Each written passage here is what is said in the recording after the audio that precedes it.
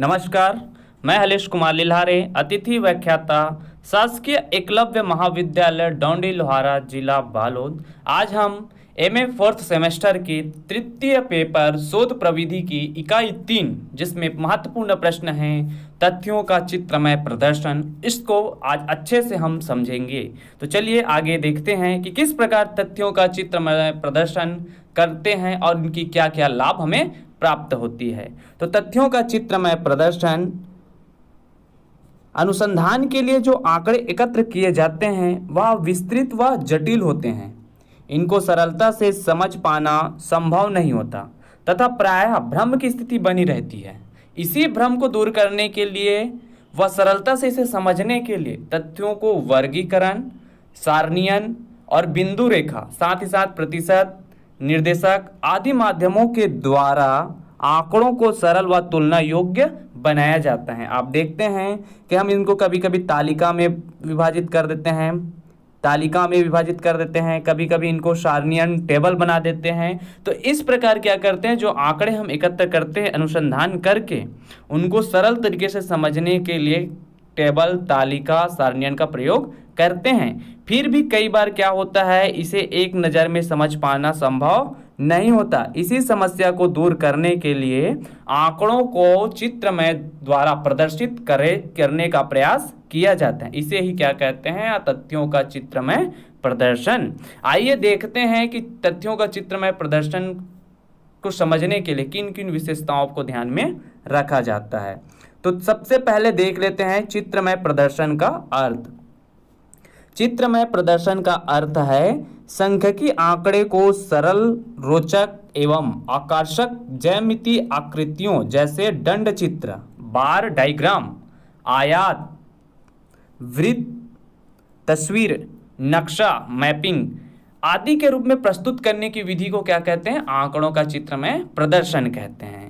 आंकड़ों के चित्रमय प्रदर्शन के बाद देखते हैं चित्रमय प्रदर्शन की लाभ व उपयोगिता, कि क्या क्या लाभ हमें आंकड़ों के चित्रमय प्रदर्शन से प्राप्त होते हैं। तो सबसे पहला जो लाभ है वो है तथ्यों को सरल व बोधगम्य बनाना। तथ्यों को चित्रमय प्रदर्शन करने से क्या हो जाती है, जो तथ्य हैं, जो आंकड़े हमने एकत्र किए हैं, वो क्या हो जाती है, बहुत ही सरल हो जाती है और आसानी से समझने योग्य हो जाती है। दूसरा है आकर्षक एवं प्रभावशाली बनाना। तथ्यों का चित्रमय प्रदर्शन से क्या हो जाती है, जो आंकड़े हैं वो आकर्षक होती हैं, जिसको कोई भी व्यक्ति एक ही नज़र में देखकर उनको क्या कर सकता है, समझ सकता है कि वो क्या बता रहे हैं। तो इस प्रकार उनको आकर्षक और प्रभावशाली बनाना। तीसरा है चित्रों को समझने के लिए विशेष ज्ञान की आवश्यकता नहीं होती। अगर आपको कोई तालिका दे दिया जाता है, अगर कोई तालिका है, तो उस तालिका में जो अंक लिखे हुए हैं, जो शब्द लिखे हैं, उनको समझने के लिए आपको एक ज्ञान की आवश्यकता हो सकती है। लेकिन वहीं पर आपको उसे एक चित्रमय, जैसे कि अपने को दंड आरेख से आपको समझा दिया जाए, तो आप आसानी से देख सकते हो कि ये दोनों दंड आरेख की अपेक्षा ये वाला दंड आरेख बड़ा है। तो आप समझ सकते हो कि ये, मान के चलो ये 2001 की अवधि, तो आप बता सकते हो कि 2001 में कितनी ज़्यादा ग्रोथ लेवल हुई। तो इस प्रकार तथ्यों को चित्रमय तरीके से समझने में लाभ होती है। चौथा है स्मरणीय। अक्सर अगर आप कोई आंकड़े पढ़ते हो, सुनते हो, तो वो आंकड़े आपको ज़्यादा समय तक याद नहीं रहता, कुछ समय बाद वो भ्रमित हो जाती है। लेकिन अगर उसी चीज़ को आप कोई चित्रमय तरीके से देखते हो, कोई पाई चार्ट के माध्यम से ऐसे देखते हो, तो आपको क्या हो जाती है, आसानी से याद रहता है। तो इस प्रकार क्या कहते हैं कि चित्रमय प्रदर्शन की एक महत्वपूर्ण लाभ है। पांचवा है समय एवं श्रम की बचत। तथ्यों का चित्रमय प्रदर्शन करने से समय की बहुत बचत होती है, साथ ही साथ श्रम की बचत होती है। बहुत अधिक मेहनत करने की आवश्यकता नहीं होती कि अलग अलग तालिकाओं को प्रदर्शित करना, उन तालिकाओं को बारी बारी से समझाना, इसकी आवश्यकता नहीं होती, बल्कि आप एक दंड आरेख या पाई चार्ट के माध्यम से आसानी से बता सकते हो और आसानी से उसको समझा जा सकता है।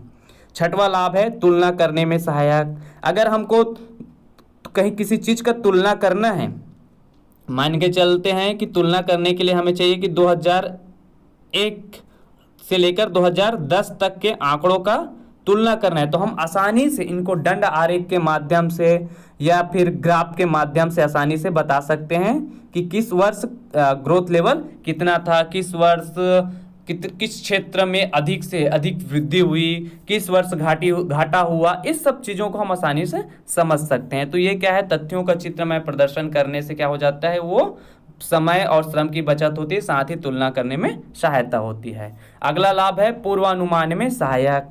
हम इसके माध्यम से क्या कर सकते हैं कि पूर्वानुमान कर सकते हैं कि इस वर्ष जो वृद्धि होगी वो कितने प्रतिशत हो सकती है। संभावनाओं के आधार पर हम आंकलन कर सकते हैं और उसके आधार पर हम ये अनुमान लगा सकते हैं कि आने वाले समय में किस प्रकार की हमें सुधार की आवश्यकता है। प्रवृत्ति की जानकारी, तथ्यों का चित्रमय प्रदर्शन करने से प्रवृत्तियों की जानकारी आसानी से प्राप्त होती है। आइए देखते हैं कि तथ्यों का चित्रमय प्रदर्शन को करते समय कौन कौन सी बातों को ध्यान में रखना चाहिए या कौन कौन सी सीमाएं होती है। तो सबसे पहली जो सीमा है वो तुलना के लिए गुण व स्वभाव को समान और आवश्यकता। मतलब ये है कि अगर आप तुलना करते हो तो आपको ये ध्यान में रखना जरूरी है कि जिस आंकड़ों का हम तुलना कर रहे हैं, मान के चलते हैं 2011 की जनगणना और 2001 की जनगणना की तुलना करते हैं, तो हमें आंकड़ों का भी बहुत बारीकी से ध्यान रखना होगा ताकि स्पष्ट तरीके से आसानी से समझ में आ सके। दूसरा है सूक्ष्म अंतर दिखाना। अक्सर ध्यान में रखना ये होता है कि अगर हम तथ्यों का तुलनात्मक प्रदर्शन कर रहे हैं चित्रमय के द्वारा से या दंड आरेख के द्वारा से या फिर ग्राफ पेपर के माध्यम से, तो हमको ध्यान में ये रखना है कि बारीक से भी बारीक जो अंतर है उस अंतर को भी प्रदर्शित करें। तीसरा है बहुमुखी सूचनाओं का प्रदर्शन। चौथा है केवल तुलनात्मक अध्ययन संभव। अक्सर देखा जाता है कि तथ्यों का चित्रमय प्रदर्शन में तुलनात्मक बिंदुओं का ही उल्लेख किया जाता है। पांचवा है सरलता पूर्वक दुरुपयोग। कई बार क्या होता है, तथ्यों का चित्रमय प्रदर्शन करते समय उनका दुरुपयोग भी कर लिया जाता है। क्यों? क्योंकि इसमें कोई विशेष तालिकाओं का ध्यान में नहीं रखा जाता, बल्कि कुछ लाइनें खींच दी जाती है, कुछ लाइनों के माध्यम से यहाँ प्रदर्शित करने का प्रयास किया जाता है कि किस वर्ष कितना क्या रहा। तो इस प्रकार से क्या है, ये आंकड़ों का प्रदर्शन होता है जिससे तथ्यों का दुरुपयोग भी होने की संभावनाएं बनी रहती है। नेक्स्ट है शुद्ध परिमाप की कमी। तथ्यों का चित्रमय प्रदर्शन में शुद्ध परिमाप की कमी बनी रहती है।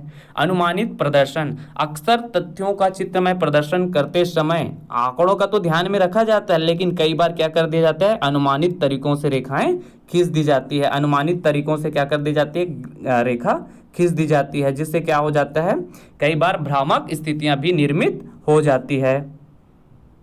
कई बार भ्रामक स्थितियां भी निर्मित हो जाती है। नौवां है पूर्ण निष्कर्ष निकालना कठिन, और इसी के साथ है भविष्य में विश्लेषण संभव नहीं। इस प्रकार तथ्यों का चित्रमय प्रदर्शन करते समय कुछ बातें हैं जिनका ध्यान में रखना भी बहुत जरूरी होता है। आगे देखते हैं कि चित्र बनाने के नियम। यहाँ पर थोड़ा सा सुधार कर लीजिएगा, ये चित्र हैं, चित्र बनाने के नियम। सांख्यिकी चित्रों को आकर्षक एवं प्रभावशाली बनाने के लिए कुछ महत्वपूर्ण नियमों का पालन करना बहुत जरूरी होता है। जैसे कि पहला है शीर्षक।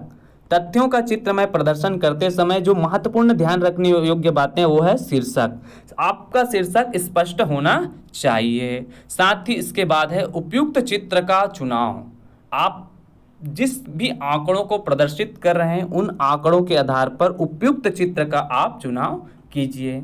आकार का भी ध्यान रखना भी बहुत आवश्यकता है। जैसे कि आप अगर दंड आरेख बना रहे हैं, जैसे आप अगर दंड आरेख प्रदर्शित कर रहे हैं तो दंड आरेख प्रदर्शित करते समय आपको क्या करना है, आकारों का ध्यान में रखना है। ऐसा नहीं है कि एक दंड आरेख की मोटाई इतनी है और एक दंड आरेख को आप इतना मोटा कर देते हो, तो इससे क्या हो जाएगी, आकार आपको देखने में जो चित्र है वो बहुत ही भद्दा लगेगा। तो इस चीज का ध्यान में रखना है कि आंकड़ों का तथ्य में प्रदर्शन करते समय उन दोनों के मध्य जो आकार हैं, दोनों के मध्य जो गैप है, उस गैपिंग को ध्यान में रखना भी जरूरी है। साथ ही पैमाना, एक उपयुक्त पैमाना लेना भी बहुत ही आवश्यक है। कोशिश करना चाहिए कि चित्र में प्रदर्शन करते समय उसको आकर्षक बनाया जाए, अधिक से अधिक आकर्षक या रंगों का भी प्रयोग किया जाए। साथ ही शुद्धता का विशेष ध्यान रखना भी बहुत ही जरूरी है। चित्रों को घेरना, ग्राफ पेपर का प्रयोग। अगर संभव हो सके तो अधिक से अधिक ग्राफ पेपर का प्रयोग करके उनको सरलता से समझाने का प्रयास भी किया जा सकता है। 11वां है संकेत। 12वां है मितव्ययता। हमको हमेशा दंड आरेख या बारकोड का प्रयोग, दंड आरेख का प्रयोग करते समय क्या करना चाहिए, मितव्ययता का ध्यान में रखना चाहिए। ग्राफ पेपर का जब प्रयोग करते हैं तो ग्राफ पेपर में भी क्या करना चाहिए कि हमको सरलता विधियों का प्रयोग करना चाहिए ताकि लोगों को आसानी से समझ में आ सके। टिप्पणी, महत्वपूर्ण बिंदुओं को, बीच बीच में जो महत्वपूर्ण बिंदु हैं उन बिंदुओं को भी नोट के रूप में लिखते जाना चाहिए, जिससे ये स्पष्ट हो सके कि क्या क्या बातें इसमें शामिल की गई है। तो इस प्रकार क्या है, महत्वपूर्ण तथ्यों को भी लिखते रहना चाहिए, जिससे क्या होता है, तथ्यों का चित्र में प्रदर्शन आसानी से होता है। अब देख लेते हैं मुख्य रूप से चित्रों के प्रकार। प्रमुखता से सांख्यिकी तथ्यों को प्रदर्शित करने के लिए सामान्यतः निम्न प्रकार के चित्रों का प्रयोग किया जाता है, जिसमें एक है एक विमा चित्र, इसमें एक ही विमा होता है। दूसरा है द्विविमा चित्र और तीसरा है त्रिविमा चित्र। चौथा है चित्रलेखा और पांचवा है मानचित्र। इस प्रकार तथ्यों का चित्रमय प्रदर्शन किया जाता है। तथ्यों का चित्रमय प्रदर्शन करते समय हमें इसी बातों को ध्यान में रखना बहुत आवश्यकता होती है, जिससे क्या होता है, हमारा जो आंकड़े हैं, हमने जो आंकड़े एकत्र किए हैं वो आसानी से समझ में आ सके। Thank you, thanks for watching.